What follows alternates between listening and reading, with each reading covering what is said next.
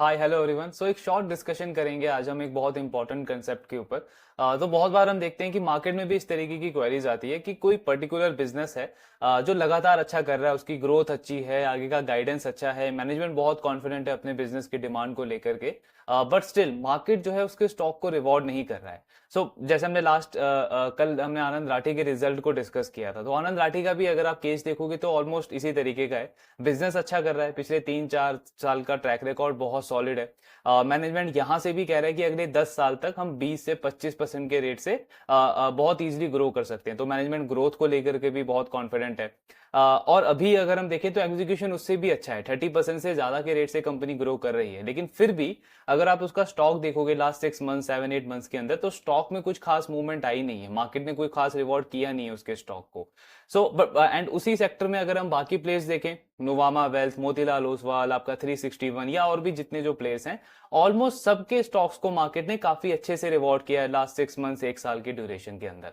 क्यों ऐसा होता है, क्या पर्टिकुलर रीजन होता है, उसको हम डिस्कस करेंगे। तो उसमें एक्चुअली दो दो एस्पेक्ट होते हैं। पहला तो अगर आप लैंडिंग स्पेस में देखोगे, जो फाइनेंशियल सेक्टर के अंदर जो लैंडिंग बिजनेसेस हैं जिसमें बैंक्स और एनबीएफसीज आती है, वहां पे भी कुछ कुछ केसेस आपको इस तरीके का दिखेगा।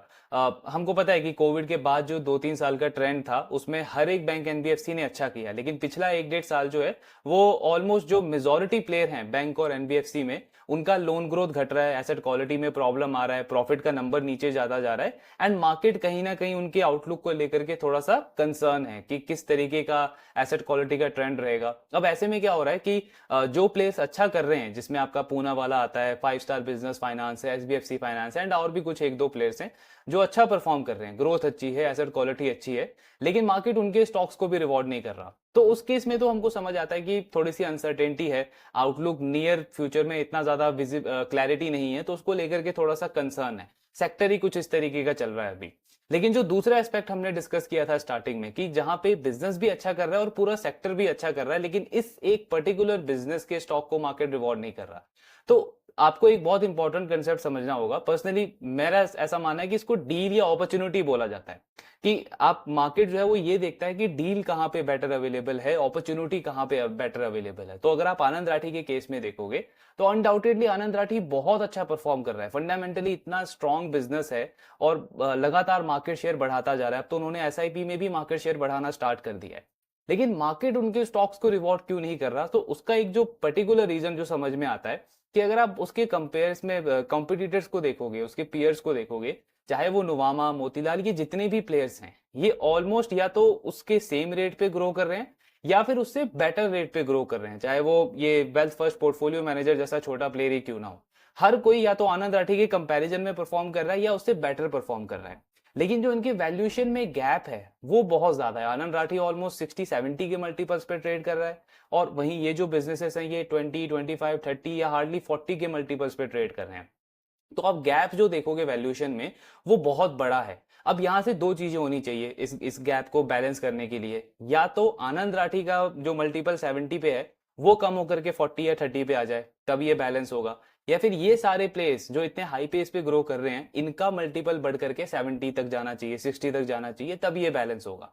आनंद राठी का डी रेटिंग इसीलिए नहीं हो पा रहा बिकॉज वो अभी भी कंसिस्टेंट परफॉर्म कर रहा है, उसका ग्रोथ नीचे ही नहीं आ रहा, मैनेजमेंट अभी भी सॉलिड गाइडेंस दे रहा है, और अब तो वो डिविडेंड भी अनाउंस कर रहे हैं ऑलमोस्ट हर एक दूसरे क्वार्टर के अंदर। तो जब किसी स्टॉक में आप देखते हो कि डिविडेंड आ रहा है और साथ में ग्रोथ है, तो ऑफकोर्स वहां पे इन्वेस्टर भागेगा, इन्वेस्टर ऐसे स्टॉक को बेचना नहीं चाहेगा बिकॉज उसको ग्रोथ के साथ में डिविडेंड भी मिल रहा है। तो कोई रीजन है नहीं ऐसा पर्टिकुलर कि आनंद राठी की डी रेटिंग होनी चाहिए। और अगर हम तो अब दूसरा केस क्या आ जाता है कि ये जो प्लेयर्स हैं इनका री रेटिंग होना चाहिए। वो अगर आप देखोगे लास्ट 6 मंथ्स 1 साल की ड्यूरेशन में, तो ये सारे जो प्लेयर्स हैं इनका री रेटिंग होना स्टार्ट हुआ है। कोई 20-25 के मल्टीपल पे ट्रेड करता था तो उसका पी मल्टीपल धीरे धीरे 30-35-40 तक गया है, मतलब इनका री रेटिंग स्टार्ट हुआ है। और ये कंटिन्यू रहेगा जब तक ये गैप जो है वो बिल्कुल बैलेंस नहीं हो जाता। ये कंसेप्ट समझना बहुत ज्यादा इंपॉर्टेंट है कि मार्केट जो है वो हमेशा डील देखता है, या आप बोल सकते हो उसको अपॉर्चुनिटी देखता है, कि अपॉर्चुनिटी कहां पे बेटर अवेलेबल है। मार्केट को इससे कोई मतलब नहीं है कि एक बिजनेस का पास्ट का ट्रैक रिकॉर्ड कैसा है, उसकी मैनेजमेंट की क्या क्वालिटी रही है, क्या कुछ रहा है, वो आज का देखेगा एंड आगे का आउटलुक देखेगा। ये समझना बहुत ज्यादा जरूरी है बिकॉज एक्चुअली हम प्रैक्टिकल लाइफ में, रियल लाइफ में भी हम खुद भी पर्सनल लाइफ में इसी तरीके के डिसीजन लेते हैं।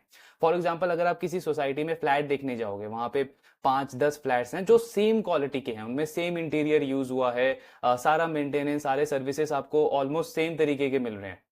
लेकिन हम वहां पे कभी ऐसा नहीं करते कि हम पहले फ्लैट में गए, सारा कुछ इंटीरियर देखा एंड जो भी प्राइस है उस पे उसको बाय कर लिया।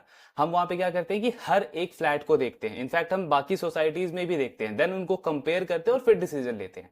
लेकिन मार्केट में क्या होता है, हमें हमें चाहिए इंस्टेंट रिटर्न। हमने देखा कि एक बिजनेस दिखा हमको बहुत अच्छा वो कर रहा है, उसका ग्रोथ अच्छा है, आगे का गाइडेंस अच्छा है, और बस हम उसको बाय कर लेते हैं सिर्फ इस एक्सपेक्टेशन के साथ में कि ये स्टॉक हमारा चलेगा। लेकिन वहां पे हम बाकी पीयर टू पीयर कंपेयर नहीं करते हैं, उस पूरे सेक्टर में नहीं देखते हैं कि बाकी की और अपॉर्चुनिटीज कैसी हैं। इसीलिए आप देखोगे कि कई बार आपकी क्वेरीज भी आती है कि एक पर्टिकुलर स्टॉक को एनालाइज कर दो या किसी दूसरे स्टॉक को एनालाइज कर दो, लेकिन बहुत बार मैं उनको अवॉइड करता हूं, बिकॉज मुझे पता है कि सिर्फ एक प्लेयर को देख करके मुझे पूरा पिक्चर समझ नहीं आएगा उस सेक्टर का। मुझे बाकी प्लेयर्स के साथ में उसको देखना पड़ेगा, बाकी मैनेजमेंट क्या बोल रही है, उनका डिमांड क्या को लेकर के कैसा आउटलुक है, वो कितने कॉन्फिडेंट है ग्रोथ को लेकर के, देन उसके बाद मैं कंपेयर करके डिसाइड कर सकता हूं कि बेटर अपॉर्चुनिटी कहां है। सिर्फ एक प्लेयर को देख करके उसको समझ करके एनालाइज कर लिया तो मतलब आप बिल्कुल ऐसा है कि आप अंधेरे में गोली चला रहे हो, आपको आइडिया नहीं है कि आपका वो किस तरीके का अपसाइड बन सकता है उस बिजनेस के अंदर। तो ये डील, ये अपॉर्चुनिटी, जो भी आप बोलो इसको, ये समझना बहुत ज्यादा इंपॉर्टेंट है। अदरवाइज क्या होगा, हम एक स्टॉक ले लेंगे, 2 साल 3 साल बाद देखेंगे कि बिजनेस तो अच्छा कर रहा है लेकिन रिटर्न जीरो आया हमारा, या नेगेटिव रिटर्न आया। क्यों? बिकॉज हमने उसको बाकियों के साथ में कंपेयर ही नहीं करा, हमने पूरा सेक्टर का पिक्चर तो देखा ही नहीं, सिर्फ एक ही पिक्चर को देखा, एक ही प्लेयर को एनालाइज किया एंड उसी के बेसिस पे डिसीजन ले लिया। जैसे आप एचडीएफसी बैंक को देखो, तो एचडीएफसी बैंक का कोई भी डेटा देख के बोलेगा कि यार बिजनेस में प्रॉब्लम क्या है, 3-4 साल से 20% का सेल्स ग्रोथ है, 20% का पैड ग्रोथ है, एसेट क्वालिटी बेस्ट है इंडस्ट्री के अंदर, फिर भी स्टॉक ने जीरो रिटर्न दिया है। क्यों दिया है? इसीलिए दिया है कि उसके जो बाकी के कॉम्पिटिटर्स हैं, जो पियर्स हैं, उन्होंने उसको आउट परफॉर्म किया है quarter after quarter, year after year. इसीलिए उनके स्टॉक्स में री रेटिंग हुआ।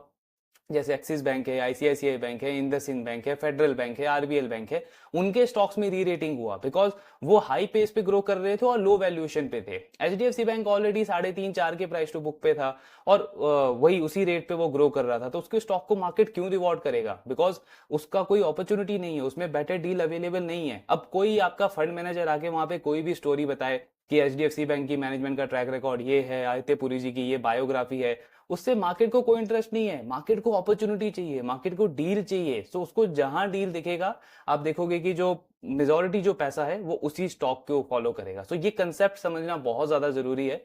अदरवाइज हम क्या करेंगे कि एक ही स्टॉक को देखेंगे, एक ही बिजनेस को एनालाइज करेंगे एंड उसी की बेसिस पे डिसीजन लेंगे एंड अल्टीमेटली 3 साल 4 साल में रिटर्न जो है वो आपका कुछ भी नहीं बनेगा। सो आई थॉट ये एक इंपॉर्टेंट कंसेप्ट था जो डिस्कस करना चाहिए। बाकी ऑफकोर्स जो भी आपके डाउट्स है शेयर करते रहिए। Thank you very much.